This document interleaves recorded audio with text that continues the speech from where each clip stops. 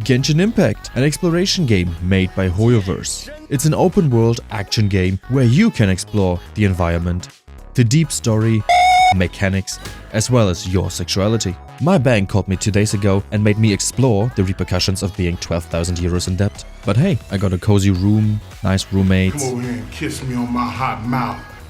3 meals a day, as well as free time activities in the form of reading a wide array of books, lifting in their own gym, or even picking up soap.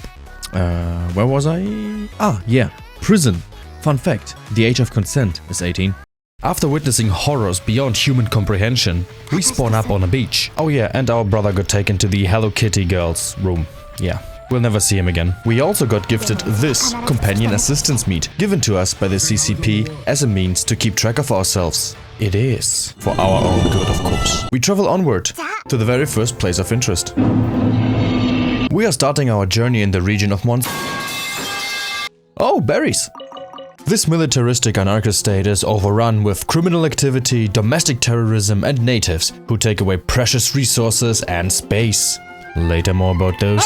And please, don't be confused. The area is called Mondstadt, but so is the capital city. Don't worry, I won't ever specify which one of those I am referring to, just to confuse you even more. Talking about confusion.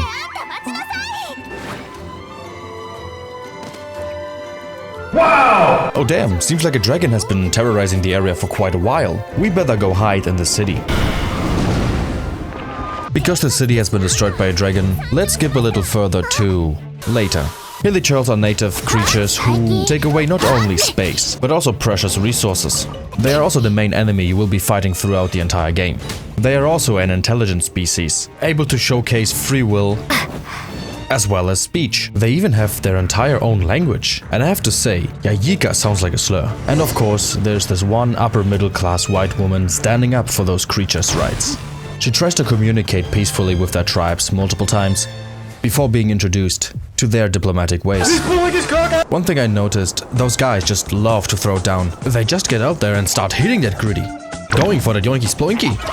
Even during a simple conversation. I mean, look at him go. But at the end of the day, those things take away resources and harass the locals. And how the fuck did those two get here? Like, how? That's why we need to take appropriate and preemptive measures against them and their aggressive ways. Witness my rise. Ah yes, time is needed now. That's the only thing missing, besides their burning remains. We just massacred a whole tribe. Hey, but at least we got a gift from the... Moving away from racial terrorism to domestic one. A glider! Hide your towers, cause I'm coming. But good thing the game tells us that this is dangerous and we have to proceed carefully.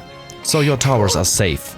For now. Another good day gets sour because of a bad dragon. Use code SMARTWATCH on checkout to make sure your dad stays and not leave you because of your life choices. Moving on to a bullet hell way up in the sky.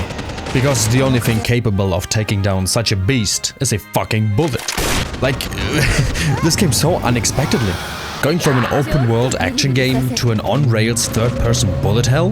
What's next? Stealth gameplay? Or swimming? Maybe transforming into monsters? Ridiculous.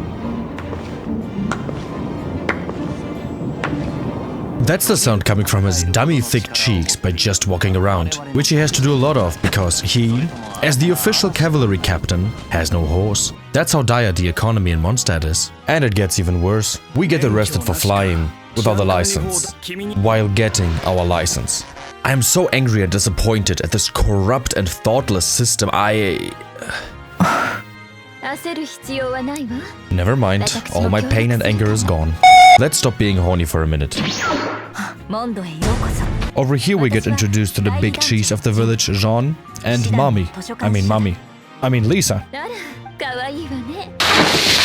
Now we get to the point where we have to go to random places and do random stuff, just for the sake of doing stuff, to progress the story. But not before unlocking the casino of this game, the main reason anybody tries to even start a gacha game, to pay for women. The first temple we have to mostly clear together with Amber, which is why I'm skipping all of it. Moving on to temple number 2, where we meet Kaya and... the forest is burning. Hot guy jump scare. I'm finally inside of a man. But instead of being impaled by Kea, I'm being impaled by some spikes. Not just once, but thrice. But now we're going from rods to ballistics. Now with the weather being cleared, it's a good idea to step outside. Just kidding, it's side quest time because you're a hostage in this game now. Every single 3 minutes of your life is gonna be spent right here. Which is why we now have to waste time on quests that have literally zero impact on the story or the lore of the world. Which is why we now have to go after this random ass NPC called Raptor. But before we murder some farmers with shovels, What the hell? there are some peaceful tribes on our way that need to be shown what a defense budget is. Moving on. We execute a bunch of innocent farmers and then proceed to scare Raptor with the scariest thing he has ever seen. A woman. That's how we got our driver's license. And now back to the main story. This crystal right here is very mysterious and very important. But let's be honest, nobody cares. So here's Lisa moaning instead. Who the hell is out here playing whimsical tunes? Yo, can you play Kanye? As it turns out, playing the song in public is not good. Which is why we have to break into a church and steal another lyre.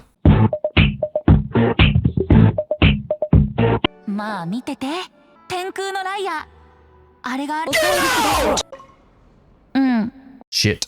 Now we have to actually break into a church and steal a holy object. We are doing this by running around the guards and not letting them see us for too long, so we don't give them the time to actually identify us. And now we just have to take the lyre.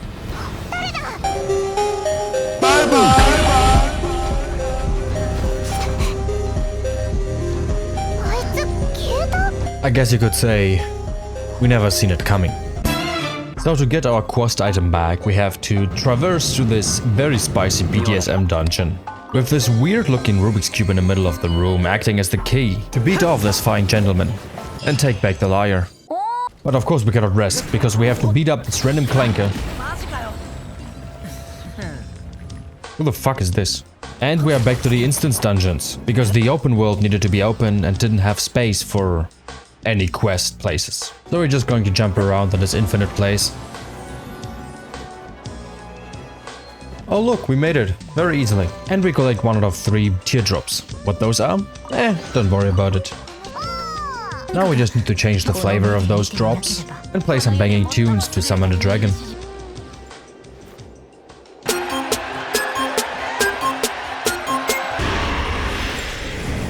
Please don't ask me who was in Paris.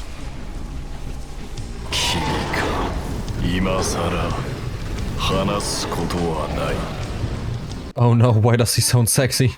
And why did our brother turn from abstract physical cubes into a featherless biped? And with the conclusion to Act 2, we head straight into the fucking side quests again. Which is why we have the honor of meeting Xiangling. This hungry bitch, believe it or not, has been S-tier in the Genshin Impact meta for eons. And the first thing she's trying to do is eat Paimon, but I'd prefer to eat her. So for this kitchen nightmare side quest, we have to go hunting a little bit.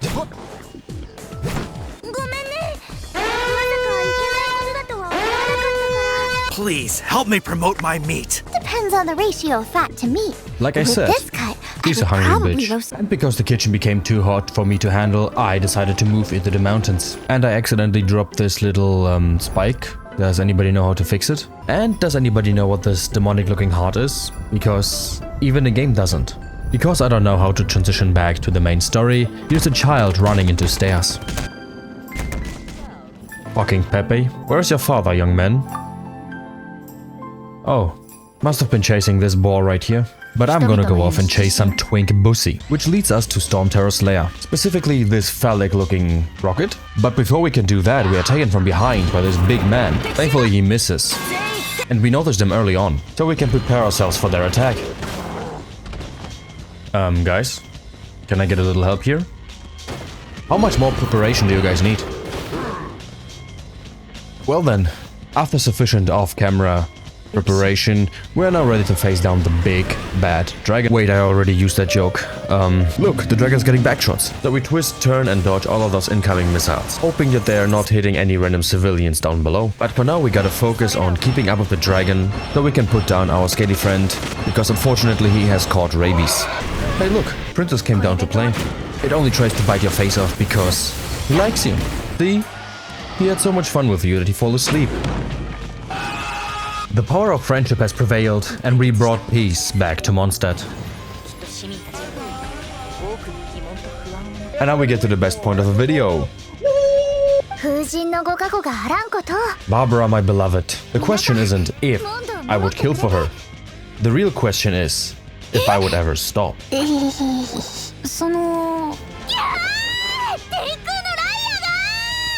Yeah, she wasn't really happy with us destroying the lyre. And for these sins, I will pay with my soul for the rest of my life. And with this, we gotta be done with the game, right?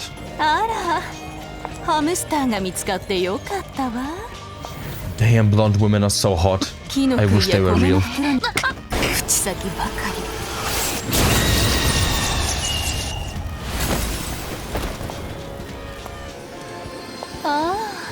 I cannot wait until she becomes a playable character and I can pull for her. We are closing down our Mondstadt arc once and for all with the greeting of an angel. But don't worry, because we have years worth of content to catch up with. And of course our next logical step is to go from Europe all the way to China. Gotta grind for that social credit, you know? But all of that is for us to discover in the next episode that I'm probably going to upload 2028.